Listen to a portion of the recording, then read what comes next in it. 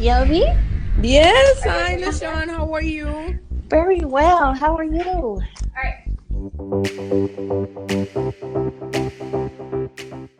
Yes, this is me. We're back. There's a brand new episode, and I've been waiting for patiently for my friend and guest entrepreneur. I'm gonna just give her the mic to her because she's amazing and you're gonna love her talking, and she's so well versed. Celia, take the mic. Welcome. Okay, hi. Hi, everyone. How are you? I'm so happy to be here on this show, sharing the latest and the greatest things that are happening in our lives as we do good works and try to prosper our family. Yes, first and foremost, can you tell our podcast listeners and viewers your title and a little bit of your how you started and where you at today. Yes, absolutely. So, my name is Celia Garcia, and I am a lifetime professional in the industry of workforce development, which means that I train and upskill the workforce in all different sectors. And my heart is with the worker and also with the small business owner, who are people just like my family who want to get ahead. And in particular, I focused most of my career in trying to advocate and create design programs for English learners to make sure that they have the same opportunities for professional development that you and I always have, and that they're able to aspire to any kind of opportunity that is put in front of them and really maximize the benefit for them to learn, to be mentored, to be coached, so that they can move on to other areas where they could specialize and bring home some real money to their family. That's very important for me. The lifestyle that we can create for our family, the security, the financial security, which in my heart always comes from doing the work that you love the most. That's what I've learned. Excellent, excellent. I just want to go back a little bit in time. The way that I connected with Celia, I say Celia, I'm gonna say Celia, but we connected through a great also friend that But the point is, I want to ask you the question based upon your experience, and also and you can tell us because the Yovy D is always about entrepreneurs that have ventured into different spaces, may that be innovating, transforming yourself, starting from scratch, or just having an ability, but innovating your skills.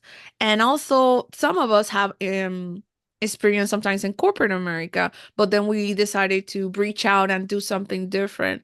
If you can put that together and, tell us a bit. I like what are Yeah. some of your lessons, like epical, that made your switch or come through Well, this. well, for me, I think I've been really, really blessed. Like I said, my very first job was the in the unemployment office, where I learned all about jobs and careers and how people can advance in the workplace. And in working directly on site with companies and businesses and small business owners, you find out what their real challenges are.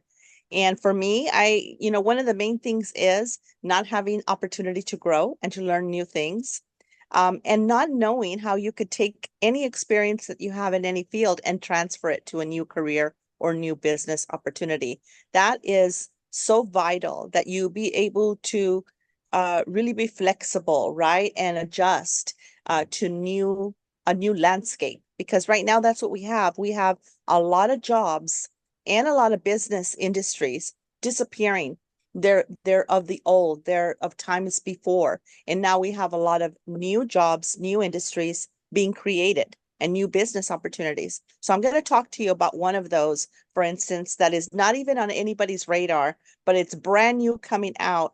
And I like to think that if you're going to start a business, if you're going to start a career, you want to look 10 years ahead. You want to see if there's going to be demand for you. And so that's what I'm talking about. Certain careers and jobs, there's less of a demand now, because of innovation, because laws have changed, because we have technology, because we have AI.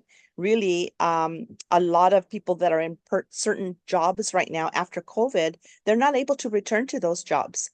Those jobs are no longer there because they've been replaced by technology. So there's a lot of things you want to keep your eye on the ball and always be thinking ahead so you could position yourself for something that's bigger and greater and get there before others, right? And so the one area that I'm doing right now, I'm launching a brand new program, which I'm really excited about. And thank you for giving me the chance to share this with you because it's very near to my heart. Yeah. As you know, I am what you would call a very lively senior citizen. It's And I love our age now as we grow older because we realize that we have a lot of experience. We have so much expertise in so many different areas that when the situation gets a little pressuresome in one area, we could pivot to another. There's so many different ways that we can make money and that we can help our communities if that's where your passion lies. And one of the things that we found out in our family, in case our family relates to your family, our family is an immigrant family. I'm first generation. yes. My children are second generation. And in our family, we have the commitment, we've had the commitment to take care of our seniors. And so when my mom became ill, several different ailments that she had, and in the end, she had also the last few years dementia. We Mm, had to learn how to take care of my mom, and we had to go to workshops. We went to all kinds of educational opportunities because we really didn't know what we were grappling with. And I think that's the truth for every family right now in the United States. Doesn't really matter what culture you come from, is that we need to figure out how are we going to retire, and we need to figure out how are we going to take care of those people that are beholden to us, that are depending on us, not to walk away. And so as you know, I am in the financial industry. I do have my life and health license, and I help families to plan for their retirement, and I provide a lot of workshops and education. And this is all under the umbrella of financial education, financial literacy, which is a big deal right now, because not only do you turn around and we are in one of the richest countries in the world, and right. still we all have money problems, right? And we're Oh, girl. finding, yeah, we're finding, and the Social Security Administration is finding that most people that are nearing retirement age don't have more than $20,000 saved, if that. If And anything. that's Mhm. not going to last for very long. So I love my profession because I know I can take a family and talk to them and educate them and show them how they could really put certain plans and strategies in place. And that's going to help them all the way through for the end of their life. And Social Security is one of those areas that people don't know how it works, but they need to know more about. We, And we we so, see it in our checks, but then, the extent of it, because yeah, we get it deducted out of our salaries. But then when is the time for us to say, oh, everybody just here, when you hit 65, this is what you need to do. But really, you need somebody to navigate you through those, you know, how to apply, how to maximize on it too. absolutely. It's not just as simple as getting to a certain age and then deciding it's time for me to start collecting my Social Security. Your Social Security is something that you've paid into your entire work life. And as you said, we've seen it come out of our checks, but we rarely have a vision and an understanding, a clear understanding of what that's going to mean for us at the end of our life. And in particular, you and I are always talking about our immigrant families and people that are just very hardworking, but also never ask for anything. But all of our immigrant populations that are working have paid into this pension, uh, and they need to be able to know how they're going to benefit from it. My daughter said something to me very important this morning, and I wrote it down because I loved it. And she said, when you are able to unlock a benefit for a company or for a family, that builds trust, Yeah. because many of the conversations that I have, people didn't know really what's coming up. They just assumed. And what we do is we sit down and we strategize with people as a registered Social Security analyst. That is the new title. You can sit down as an expert and help families to make the right choices, to be able to maximize their earnings. And it's very real, the fact that the Social Security Administration says that almost every family, on average is losing about $100,000 of their retirement money because they don't know how to request it. They don't know the right way, when, how to be able to start collecting their Social Security. And so there's such a need for this information. And my daughter and I, we've been doing so many workshops, and people ask for specifics on it. So what I want to tell you today is that I have another company that I work with, because one of my biggest dreams has been to deal with the challenge of language, the Yes. barrier of language for our Latino community, for them to really have um, uh, the language they need to understand their benefits in the workplace. I mean, there's people that work for companies for 10, 15, 20 years and don't really understand how or what their benefits are and how to access them for their family. So we've put together this project that helps people to understand how Social Security works and how they can maximize their benefit, but also for those individuals out there that are interested. And just so you know what the market looks like, there's 10,000 baby boomers every day in the United Oh, States. yeah. Oh, Every day they're turning 60, the retirement age. And so they need information. And in particular, I think about how our community in Spanish needs to get that information, right? So I'm always looking at how can we be bilingual, and how can we provide that information to communities that are usually overlooked and underserved. And for that reason, decades go by and we really are not able to prosper, leave an inheritance, help the next generation. We're always, you know, struggling financially and trying to find someone that's a trusted advisor. So I've become that, and now I'm able and positioned to be able to invite others to become that as well. And without having to learn English, if you haven't learned English, I'm stating is that you can, with this platform, this new program that we're putting out, be able to learn English at the same time that you're learning to become a Social Security expert. And so I'm here inviting people to contact me if they're interested in learning this new profession and becoming yeah. a consultant in this area. Okay. Um, I want to recap on because also you have been a board member of certain organizations. What has been the impact? You've been also, as a matter of fact, also in DC talking to our representatives. What is your reward, and what is the feedback and the need that you have seen in those spaces? Can you tell us more about that?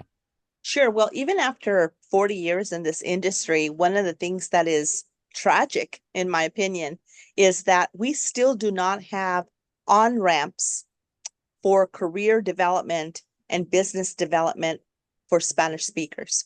We don't have Can you enough. repeat that again? Because Yes. the people in the back need to hear that. Repeat that We do again. not have any planned on-ramps, which means, let's say you're working in a profession because when you came to the United States, you stumbled onto something and you needed, to find work because you needed to feed your family.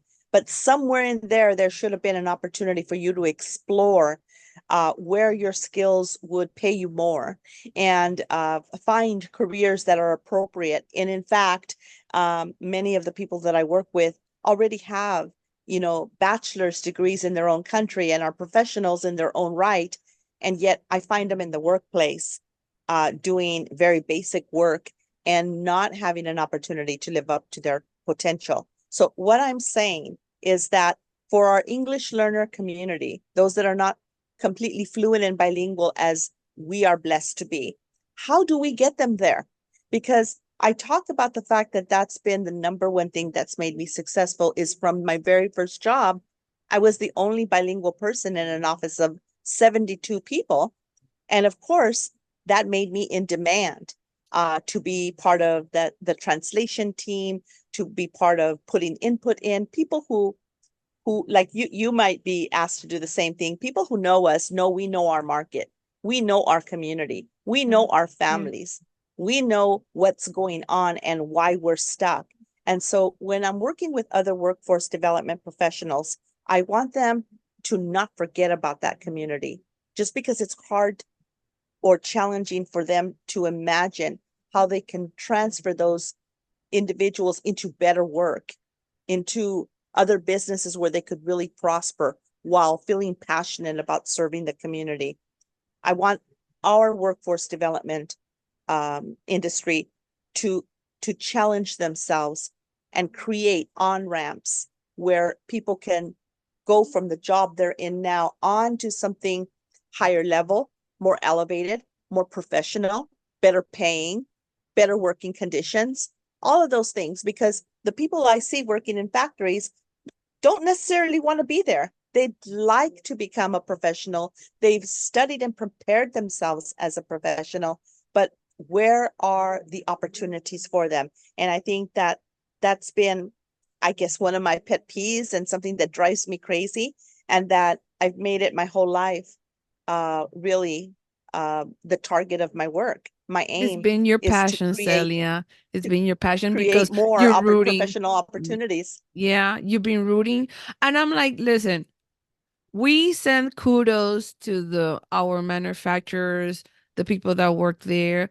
But that at the same time, yes, I'm like, if this, the country of opportunities, then people have dreams and goals, and they should have the exposition to choose how to elevate, how to learn and elevate and do something different. Because if anything, you and I know is about reinventing ourselves, starting again. It's never too late. You got to do whatever you want to do and just follow that journey. Yeah. And if, since we're talking about Social Security and what we work for and our whole life, and then hopefully our dream years where we can enjoy the fruits of our labor, then we understand also that whatever work you're doing at your 20s and your 30s is not necessarily the work that you could do in your 50s and your 60s. That we have to have an eye on the ball also and see that, what are we moving to? Where are we growing? What are we going to learn that's going to take us and transfer what we have? We don't want to leave our experience and our expertise behind. It's like, ripe wine that we want to move forward into an area where we could be even more fruitful. And so for those people that maybe are also doing work that physically is just not going to be possible for them to continue, then we know that they have to find something else, something they're not seeing yet, something they don't know exists, but they need to find other options to transition their work life. And I think COVID taught us that, right? That we want that balance. We want that balance, and we want the control over our own finances. We don't no longer want to let someone else dictate to us what we're worth. If anything, we have learned that for sure. I cannot tell you, listen, Celia, more than ever, where people can reach out to you. I will put it in the show notes.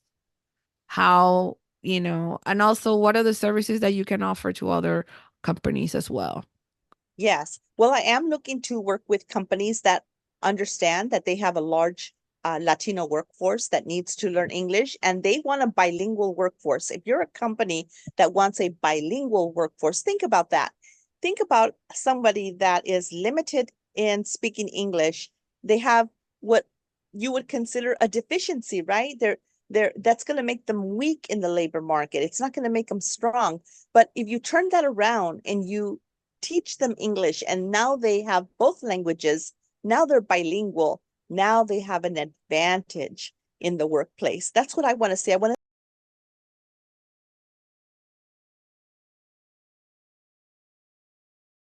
Okay. One more question so we can close out, because I like to ask my actually I ask my guests to give us at least a light of hope, motivation to close out, and you can take it from there, Celia. Yeah.